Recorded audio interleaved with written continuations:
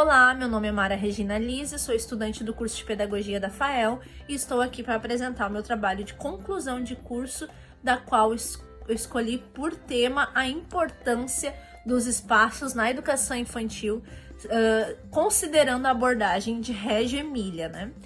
E o motivo pelo qual eu escolhi esse tema foi através de duas experiências que tive na educação infantil. A primeira experiência numa escola tradicional de educação infantil e a segunda uma escola que tinha por metodologia essa abordagem de Reggio Emilia, onde eu fiquei encantada com a maneira e a forma que os educadores e a escola valorizavam a criança como protagonista do seu desenvolvimento, em primeiro lugar, e o espaço da escola ser valorizado e pensado de forma intencional, diferentemente da primeira escola, em que a sala de aula, na verdade, era o ponto de referência de ensino e os demais espaços da escola era apenas sem intencionalidade, a criança era levada para passear, brincar, aproveitar momentos de recreação, mas não de forma intencional como essa outra escola. E isso me chamou a atenção, e por esse motivo surgiu a questão o problema desta pesquisa, né? Por que então o espaço dessa escola, né, com essa abordagem que é tão diferente da escola tradicional, né? Qual a importância de organizar os espaços da escola para o desenvolvimento da criança? Surgiu essa questão. Por que é importante a organização dos espaços, né, da escola de educação infantil para o desenvolvimento da criança, né? E o que essa abordagem tem a nos oferecer, né? Considerando essa abordagem de Reggio Emilia. E este é o motivo pelo qual iniciou-se essa pesquisa, da qual eu fiz ela a metodologia dela foi de forma bibliográfica, e eu consultei alguns livros que eu vou mostrar aqui rapidamente. Esse aqui, assim, Linguagens da Criança, que fala da abordagem de Reggio Emilia, né, na educação da primeira infância, e aqui conta toda a história, desde o início dessa abordagem, como ela foi criada, né, como ela foi fundada, quem foram os fundadores dela. Também esse livro aqui, Educação Infantil em Reggio Emilia, que aqui tem diálogos, né, e reflexões a respeito dessa abordagem, né, e de mais de um autor, no caso. Aqui, esse livro aqui, Crianças, Espaços e Relações, né, como projetar ambientes para a educação infantil, que ensina exatamente isso, como projetar esses ambientes e espaços. E esse aqui também, Brincar e Interagir nos Espaços da Escola Infantil. Todos esses livros, eles foram fundamentados dentro de pesquisas feitas nas escolas de Reggio Emilia, além de teses e dissertações. Pois bem, a história dessa abordagem inicia-se numa cidade chamada, então, Reggio Emilia, numa pequena vila chamada Vila Cerne, após a Segunda Guerra Mundial. Após ali todo o desastre, toda a tragédia da Segunda Guerra Mundial, os pais e a comunidade se viram então na necessidade de construir uma escola para atender as crianças pequenas. Então eles se uniram entre eles e a partir dessa coletividade começaram a coletar materiais da guerra, né, dos destroços da guerra, para então iniciar a construção dessa escola. Ou seja, até o terreno que eles conseguiram foi uma doação, né, voluntária para iniciar então essa construção. Enquanto ele estava ali construindo, coletando, por exemplo, tijolos, as mulheres iam lá, coletavam tijolos, lavavam os tijolos para esses tijolos serem usados na construção. Os canhões, né, que ficaram após a Segunda Guerra, os caminhões deixados lá, os cavalos deixados pelos alemães, tudo isso eles pegaram e venderam para então conseguir verba para iniciar a construção dessa escola. Então a escola já inicia então numa coletividade, né, entre pais e comunidade, com o propósito de construir então esse espaço educativo para as crianças, né? Reggio Emilia, então, a partir daí, Reggio Emilia se torna então popularmente reconhecida, né, e conhecida como referência mundial de educação infantil, né? Muitos pesquisadores hoje vão até Reggio Emilia para fazer suas pesquisas, professores, né? Inclusive essa escola da qual eu trabalhei, a secretária de educação, ela foi até Reggio Emilia na Itália para trazer de lá então essa inspiração. Ela é vista como uma extensão do próprio lar, né? As crianças se sentem acolhidas nesse ambiente escolar de lá.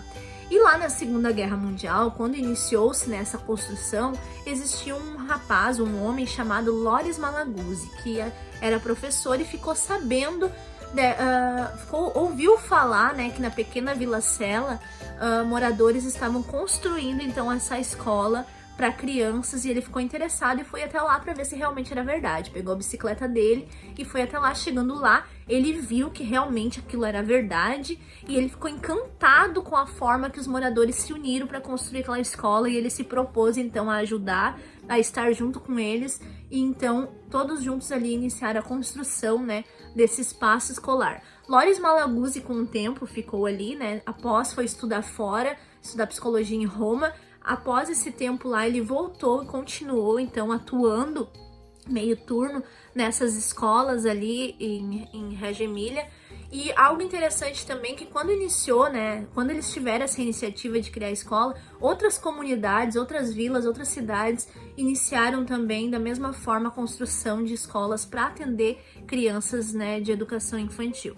Em 1963, então, se estabeleceu um importante marco teórico em Reggio Emília, né? Pois foi construída a primeira escola municipal dirigida, então, para crianças, né? Pela primeira vez na escola, as pessoas, então, afirmavam o direito de estabelecer uma escola secular para as crianças pequenas, né? Porém, ao se criar isso, né, essa escola secular, os pais, então, pediram, né, para que as escolas municipais fossem fiéis fiéis ao modo como eles haviam criado a escola da pequena Vila Sela, né? Algumas características, então, de Reggio Emília que eu quero citar aqui neste vídeo, de forma rápida, e que nós podemos sim trazer para a educação tradicional e adaptar a nossa cultura e a nossa realidade escolar, é a seguinte. Lá em Reggio Emília, a construção do ambiente educativo, né, e os espaços são pensados e organizados de forma que as crianças se sintam acolhidas e sejam de fato incentivadas através de relações de cooperativismo em busca de solução de problemas, contribuindo para a sua aprendizagem, né? Esses espaços se tornam então um terceiro educador, completados por mais 2 professores, né, em sala de aula. Então, por isso é importante lá, sim, o espaço, ele é assim, aí já responde a questão, né, de pesquisa, né, por que o espaço é importante, qual a importância do espaço, pois o espaço lá, ao ponto de vista de Reggio Emília, ele é considerado um terceiro educador, pois é ali que a criança explora, é ali que a criança passa a maior parte do tempo, é ali que a criança vivencia, né, os seus momentos diários e o seu desenvolvimento, é no espaço que ela habita e que ela vive e convive com o meio em que ela está e com as pessoas que estão ao redor dela. Outra característica importante de Reggio Emília que podemos sim adaptar à escola tradicional é o currículo diferenciado. Ou seja, né, para eles não tem um currículo planejado, né, não tem um currículo planejado, ou seja, são trabalhos, projetos de curto a longo prazo, dependendo da vivência cotidiana das crianças e aquilo que lhes desperta a atenção, permitindo que as crianças sejam então encorajadas em cooperação com os colegas a fazerem escolhas. É a partir da vivência das crianças que os professores então iniciam os seus projetos de pequeno, de curto a longo prazo, né? Porque isso depende da curiosidade da criança, da necessidade da criança, e a partir dela que se faz esses projetos, esses trabalhos, né? Por isso o currículo é diferenciado, diferente da escola tradicional, em que o professor muitas vezes já chega com um projeto pronto, né? Lá não, lá primeiro o professor observa, olha, analisa, deixa a criança dialogar, questionar, existe uma escuta, né? O professor escuta, olha, observa, e a partir disso então se cria um projeto de curto a longo prazo, dependendo do interesse da criança. Outro pilar importantíssimo na abordagem Reggio Emília é em relação da escola e dos alunos com os pais e a comunidade de forma relacional e cooperativa, baseada em princípios de respeito, responsabilidade, participação, permitindo então essa conexão social, cultural e familiar, bem como lá do início, né, da história de Reggio Emília. Então isso segue, né, como uma cultura e como uma característica forte dessa abordagem, né? Que é esse cooperativismo, essa unidade, essa união entre família, sociedade e a criança em si, dentro do espaço escolar. Outra característica importante de Reggio Emilia é sobre a pedagogia da escuta, né? Que está caracterizada, então, em 3 pilares, que é a observação, a interpretação e a documentação pedagógica. O professor aprende, então, a escutar a criança, como eu disse antes, nas suas diferentes linguagens. Tudo é observado e interpretado através de um olhar atento do professor, desde a fala da criança até os gestos e comportamentos da criança. Tudo é analisado, tudo é documentado, o professor escuta, dialoga com a criança, tudo é refletido. O diálogo, então, ele é muito presente, né, através das perguntas abertas, reflexivas e expansivas, favorecendo ao aluno o pensamento reflexivo e autoavaliativo e por documentação. Importante que pode e deve influenciar a escola tradicional a adotar essa abordagem é a forma como esses espaços são gerados, né, e como tudo é criado e transformado, né, com a interação dos pais, da família, da comunidade, ambiente escolar, né, que isso venha do ambiente familiar para a escola também, ou seja, né, o que a criança vive lá no entorno familiar dela pode e deve ser trazido e atribuído ao ambiente escolar. Por isso que a escola lá é considerada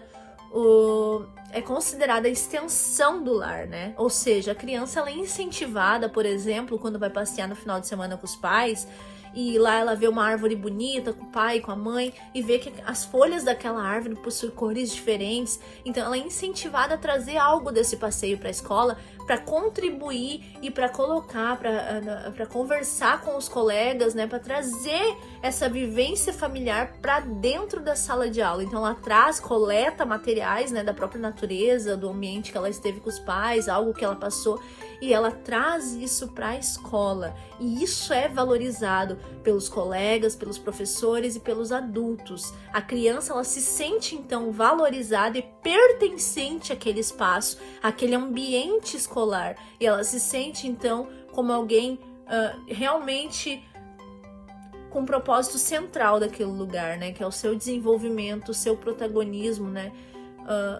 Naquele ambiente escolar. Outra característica importante é a natureza, né? A natureza ela deve ser considerada como parte do espaço educacional no âmbito da educação infantil também, né? Pois ela é rica em possibilidades também e em oportunidades para a criança vivenciar também a infância. Então lá em Reggio Emilia a natureza ela é super valorizada também, né? Esse acesso da criança, essa vivência da criança, e também a natureza ela trazendo ela para dentro da escola tradicional, ela se torna algo de baixo custo também. Então dá para ser adaptado à nossa rotina, pois a gente usa tudo aquilo que está ao nosso redor, né, para beneficiar esse desenvolvimento e o ensino-aprendizagem da criança.